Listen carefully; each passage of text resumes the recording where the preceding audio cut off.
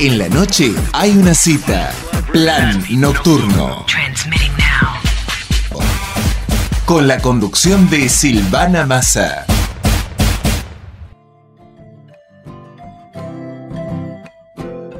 Y llegó el momento de la historia de vida en Plan Nocturno. Y hoy vamos a contar la historia de vida de un artista plástico, un músico, también que canta en un octeto en el coro municipal, pero por sobre todas las cosas su rol fundamental en la vida es ser cura. Él hace 2 años que se ordenó el 1 de mayo en una misa que se celebró en la parroquia San Carlos Borromeo y que estuvo encabezada por el obispo de la diócesis de Azul, Monseñor Hugo Manuel Salaverry. Él es de Bolívar, nació en Bolívar hace 29 años, ya pronto está por cumplir los 30, el 8 de julio. Su papá se llama Hugo, su mamá Claudia, ¿no? Tiene 2 hermanos, uno que le dicen Pichu y el otro... Sí. ¿No? Y también Ariel. Sí. Estudia periodismo, Pichu. Mi hermano periodista. Esa voz es porque le doy la bienvenida al padre Fernando Lede Mendoza. Muy buenas noches. Buenas noches, Silvana. ¿Cómo va? ¿Todo bien? Acá. Muy bien, muy bien. Bueno, a ver, ¿cómo es el vínculo en el tema de Bolívar y cuando creciste con mamá y papá en tu casa? ¿Qué te acordás de tu infancia? Me acuerdo del barrio, sí, de algunos amigos de ahí. Crecí con amigos en el barrio. Me acuerdo del campo de mi abuelo, que era ahí a 50 kilómetros de Bolívar y era como la salida obligada los fines de semana. Así que me iba a caballo del campo y de Bolívar han sido mis primeros al menos 12 años, así, muy, muy lindos. Tuve una infancia linda. ¿Siempre te gustó la naturaleza, los caballos? Sí, sí. No soy el gran campesino, lo voy a confesar acá, pero siempre me gustó el campo. Me gustó andar a caballo. Soy scout, así que también hice vida en la naturaleza y todas esas cuestiones que están relacionadas con estar afuera. ¿Y cuándo arrancaste? ¿A qué edad empezaste scout? Y a los 11, creo. ¿Y era un scout ya de una más corriente religiosa o no? Y era, claro, yo enganché el final de lo que se llamaba la USCA, que era la Unión Scout Católicos Argentinos, que justo ahí cuando yo empecé hacía la transición para convertirse en Scout Argentina, que fue una fusión de instituciones. Uh-huh. Y bueno, dejaron de ser oficialmente católicos, pero mi grupo siguió siendo católico. Y de hecho era de la parroquia, funcionaba en la parroquia. O sea que siempre la cuestión religiosa estuvo desde muy pequeño en tu vida. Sí, quizás de un poquito antes también. La catequesis, la catequesis para la comunión. Ahí quizás arrancó la cuestión. ¿Y qué te llamaba la atención cuando hacías catequesis, cuando ibas a la comunión? Porque uno no sé si tiene tanta noción como para decir esto me gusta y después abocar. No es que quería ser cura a esa edad, ojo, Ah. No, en lo más mínimo. De hecho, yo siempre cuento una anécdota cuando hablo con los chicos que para mí es muy graciosa, pero muy significativa a la vez. Cuando yo iba a catequesis de comunión, de las pocas cosas que me acuerdo, quizás la única que me acuerdo de la catequesis, un día la catequista nos habló del llamado, de que Dios te podía llamar a ser cura, ¿no? Y yo volví a mi casa impresionado con eso, me pareció una cosa terrible que pudiera pasar eso. Y me acuerdo que yo rezaba todas las noches porque había aprendido eso y dejé de rezar, porque tenía miedo que si rezaba, me apareciera Dios y me llamaba para ser cura. Bien, no sé, en algún momento se me habrá pasado esa raya y después es cuestión que pasaron los años y acá estamos. Una anécdota que parece inventada pero no es real. Y fue así un momento, me acuerdo de eso. Y bueno, cuando lo acuerdo me da gracia. Claro, totalmente. Pero ¿en qué edad entonces se mezcla la pintura, la música, lo religioso? ¿Todo tiene que ver con todo o no? ¿O eran Sí, cosas para mí aisladas? todo tiene que ver con todo. Quizá no todo empieza junto, pero sí, la música empieza porque yo quería tocar la guitarra en los fogones cuando era scout. Ese era mi único objetivo de la música. Y ahí empecé con la música. No soy un músico, me queda grande. O sea, quizá un musiquero, que es un poco más humilde. Mis hermanos son músicos, especialmente el del medio, él sí. Pero me gusta cantar, siempre me gusta cantar. Siempre canté en coro, además. Y la pintura comienza con el secundario. Yo hice el polimodal de arte. Uh-huh. Ahí arranqué con alguna profesora, hacer algunas cosas. Y, y bueno, y ahí siguió. Digamos. De ahí viene. Lo engancho con lo religioso muy bien, digamos, no me parece incompatible en lo más mínimo. ¿Y Al tenés contrario. momentos, has tenido momentos como para pintar, momentos como solamente era de práctica de la escuela o en algún No, momento no, no, dijiste, no, no, no, aparte, digamos, sí, la escuela, pero además yo fui haciendo todas mis cuestiones aparte, en mi casa.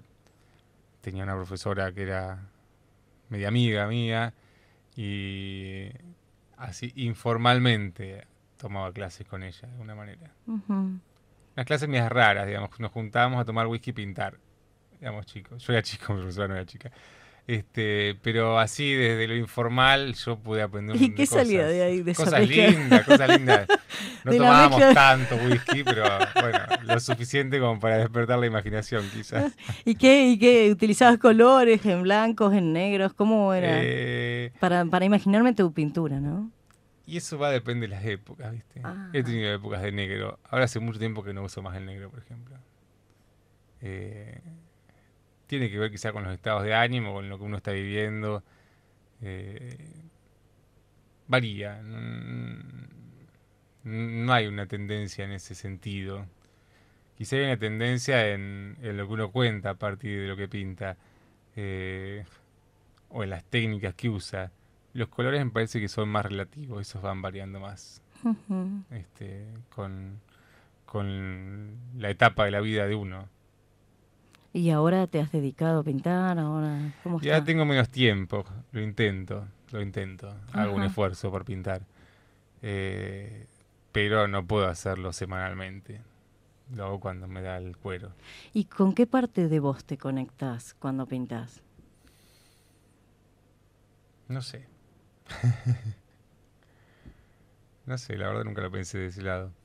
Este, quizá con alguna parte que no sabe hablar demasiado, entonces bueno, se habla así.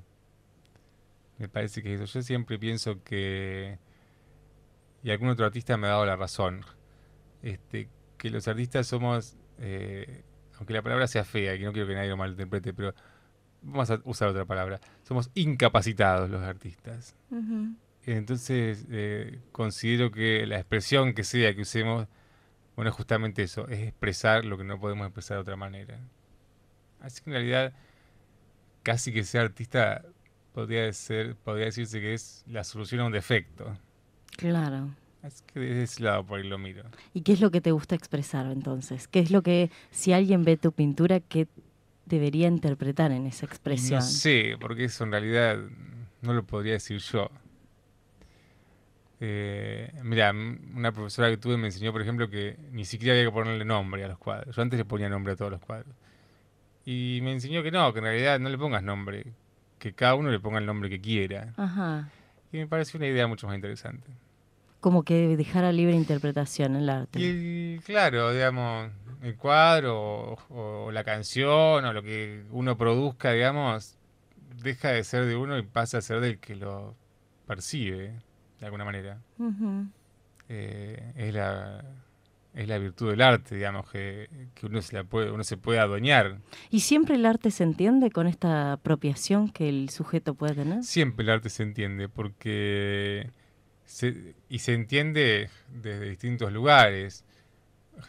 El que sabe de arte o el que sabe historia del arte, el que sabe de técnica de arte, y bueno, quizás comprende otras cosas.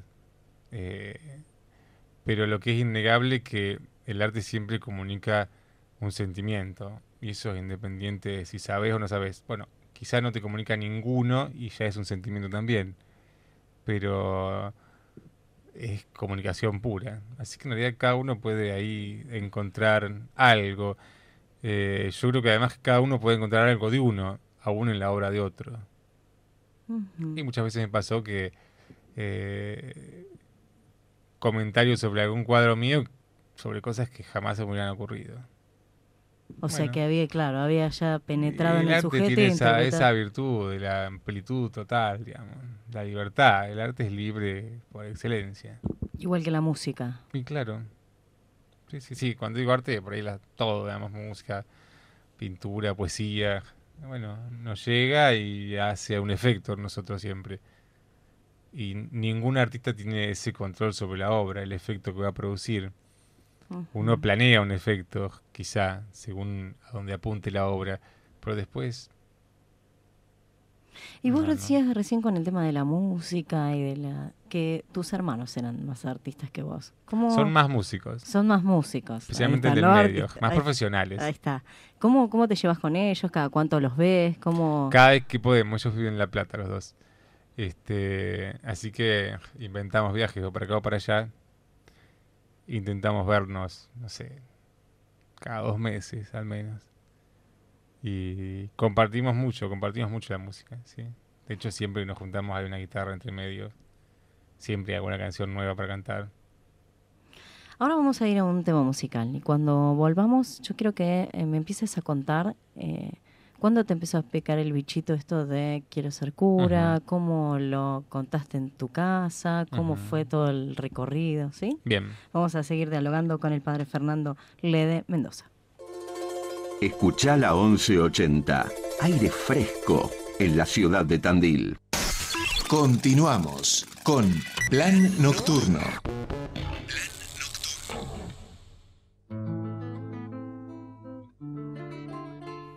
Y seguimos dialogando con el padre Fernando Lede Mendoza, de todo, afuera del aire también, pero en el aire quiero que me cuentes esto de ¿a qué edad dijiste voy a ser cura? ¿Cómo fue en tu casa? ¿Cómo lo resolvieron? ¿Qué pasó? Un montón de cosas. Sí, todo. Mira, supongo como tipo a los 16. La cosa así empieza la cosa esta. La vida había llegado un curita nuevo a Bolívar. Llegó siendo diácono, como yo llegué acá. El tiempo se ordenó de cura. Y yo estaba en la parroquia, ya formaba parte del grupo misionero. Y... no sé, era un tipo tan feliz. Y eso fue lo que me picó primero. Este tipo es feliz. Y al menos ahí, en el horizonte de mis posibilidades de vida, entró la idea, bueno, si este tipo es feliz así, también debe ser un camino a la felicidad. Quizá no con estas palabras, ¿no?, que puedo decir ahora, pero al menos por ese lado venía. Me llamaba la atención que era un tipo feliz y me gustaba eso. Y un tipo cercano, estaba con nosotros, venía, escuchaba las músicas que me gustaba, cosas así muy significativas para los 16 años que uno tenía. Entonces eso me llegaba.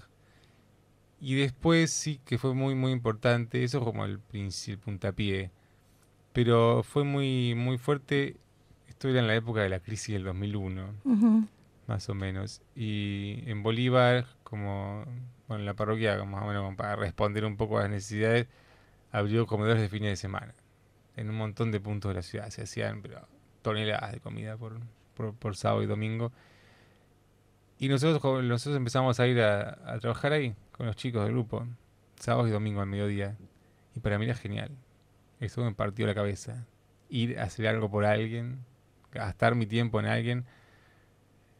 O sea, yo me acostaba del boliche, capaz que a las 7 de la mañana, y a las 9 me levantaba por ir al comedor, a ese punto. Y lo hacíamos todos, no era yo solo, ¿no? Mis amigos también.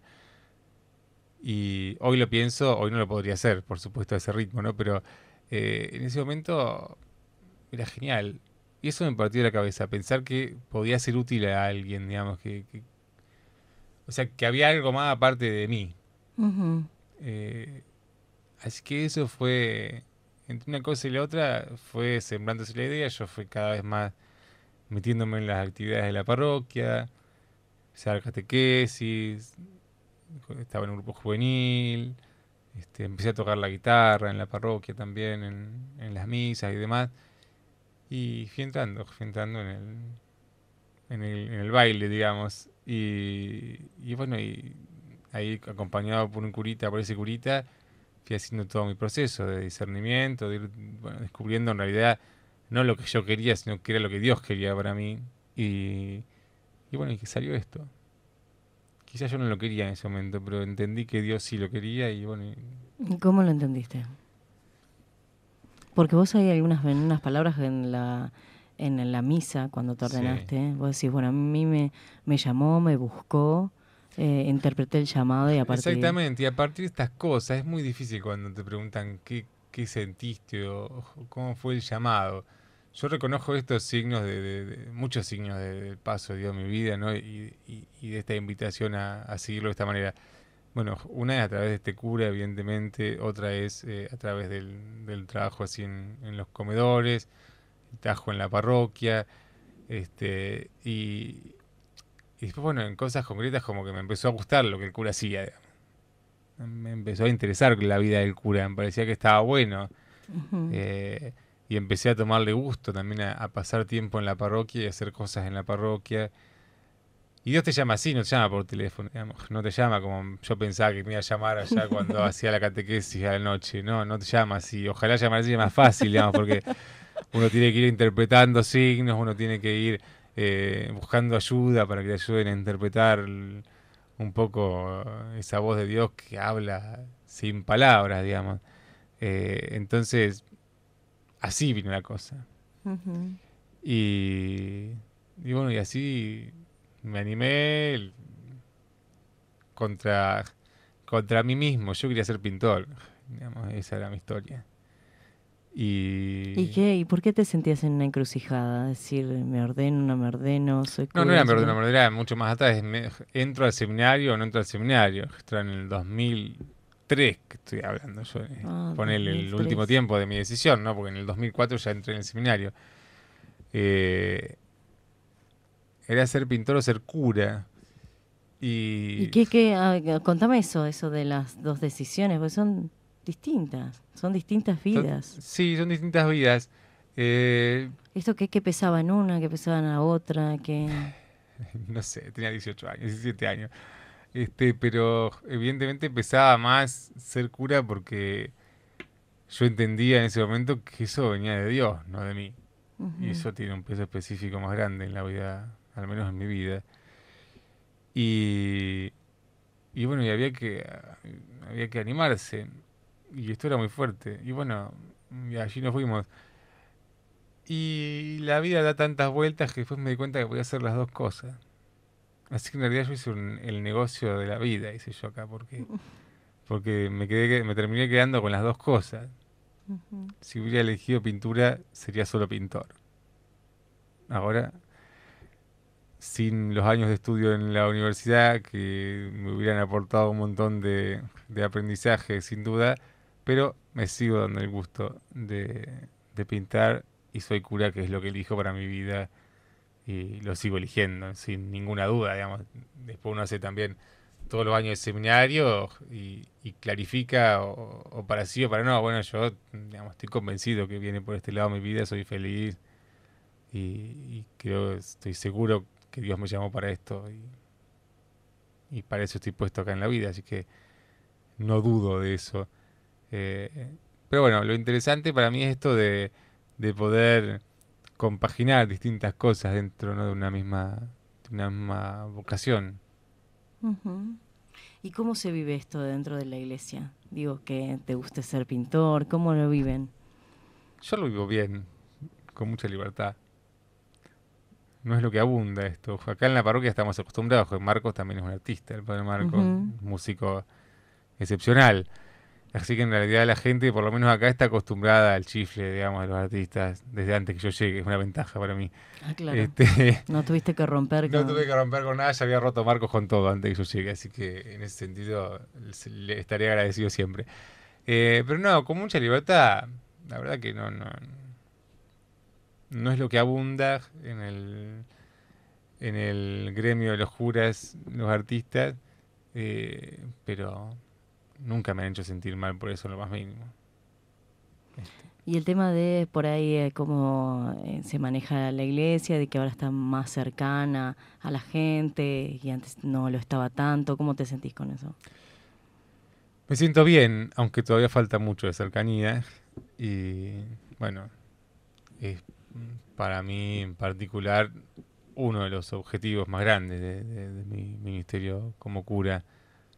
Eh, y ahora tenemos la suerte de que el Papa eh, habla de la cercanía y está cerca y hace gestos todo el tiempo. Y bueno, a mí me confirma un montón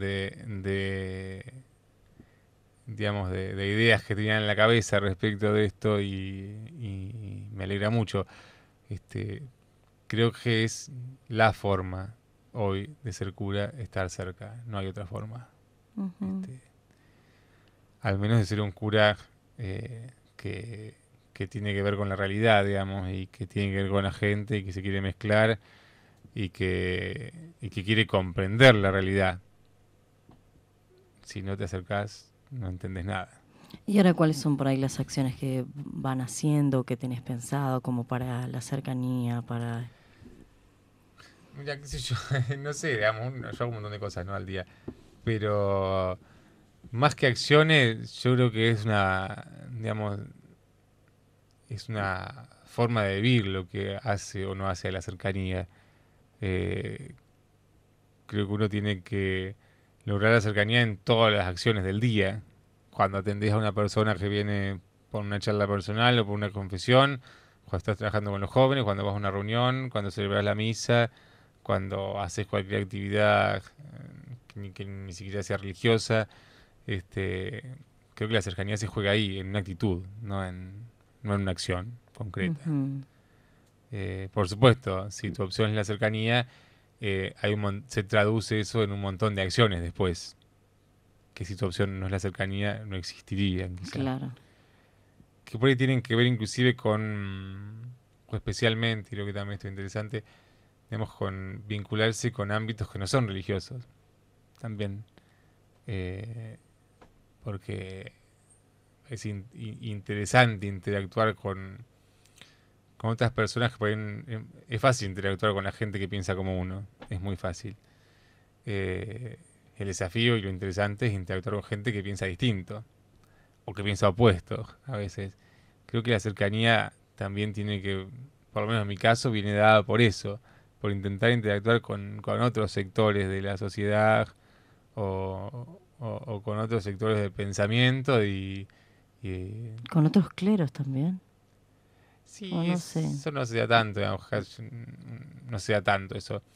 Eh, pero a mí me interesa acá en la ciudad, digamos, interactuar con gente que, digamos, de otro sector, de otra idea, de otra creencia o de ninguna creencia, porque creo que es interesante descubrir, por lo menos a mí me pasa, descubrir tantos puntos comunes con tanta gente que parece opuesta o distinta. Creo que esa es una buena opción de cercanía. Vamos a ir a un tema musical y cuando volvamos ya vamos a arrancar en el último bloque para dialogar con el padre Fernando L. de Mendoza. Llama, jugá y disfrutá de la mejor información y buena música. Plan Nocturno.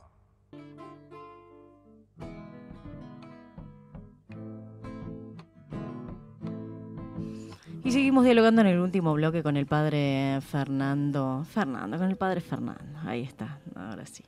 Estábamos hablando fuera del aire de esta cuestión de, no la comparación, pero sí por ahí la incidencia o la influencia que pueden generar San Agustín o San Pablo en tu prédica. Ujú.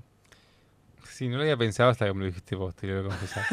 Pero Hoy estás de confesiones vos. estoy de confesiones yo hoy para cambiar. Y pública. No, en realidad pienso ahora en voz alta por lo que vos me decís, pero en realidad tiene algo que ver con lo que hablábamos en el bloque anterior. Esto del diálogo con lo diferente es quizá una de las cosas más maravillosas de San Pablo, que es quien rompe con la primera idea de los cristianos de que el cristianismo era para los judíos. Y le cuesta eso también. Es que en eso sí me siento muy identificado con San Pablo. No me comparo, por Dios, ni años luz, pero me siento muy identificado con esa idea. Y me parece muy valiosa. Y vos me preguntabas de San Agustín. San Agustín me gusta porque por el camino que hace hasta llegar a Dios, que da vueltas por todos lados. Es un tipo que hace lo que dice San Pablo: prueben todo y quédense con lo mejor, quédense con lo bueno.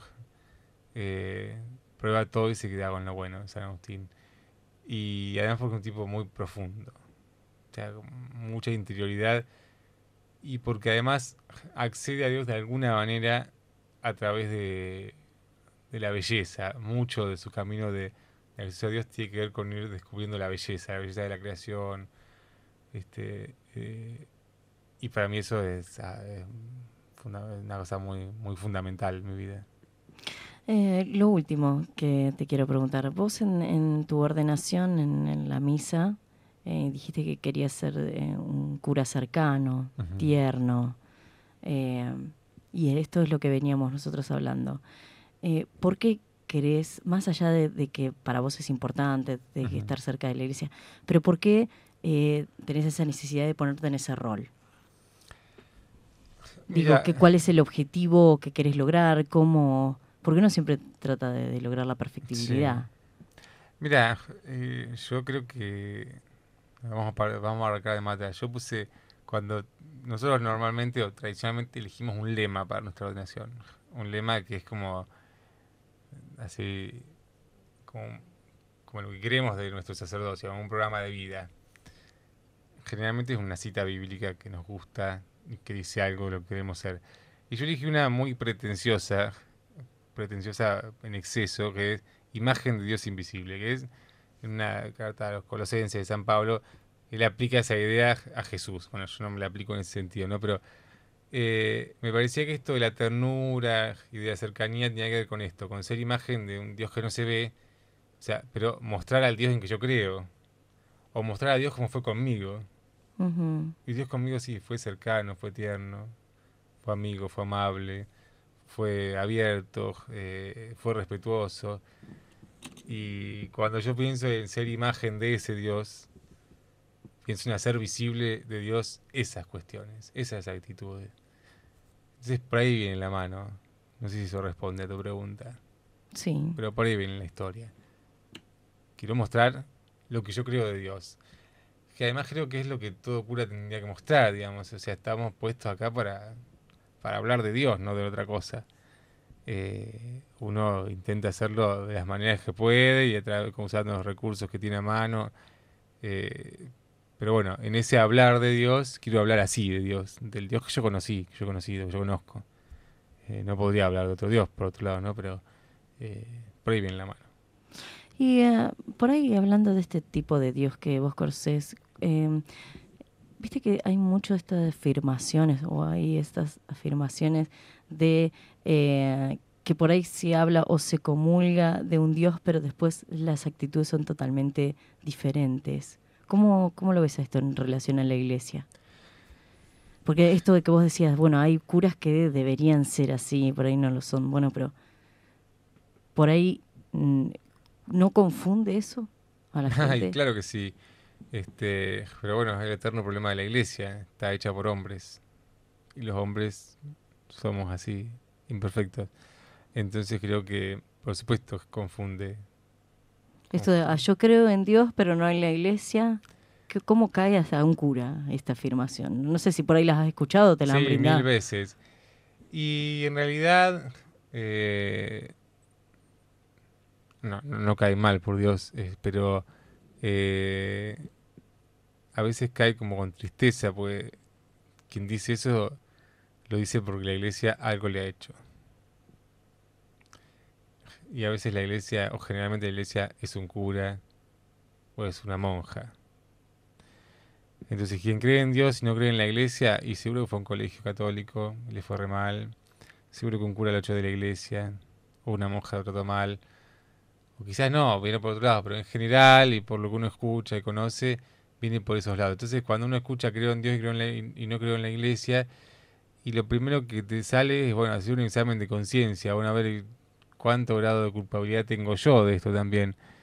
Y quizá ninguno, pero sí sirve para que uno intente seguir acercando y no alejando, digamos, y intente seguir mostrando otra cara de la iglesia, porque la iglesia no es esa en la que no cree esa persona.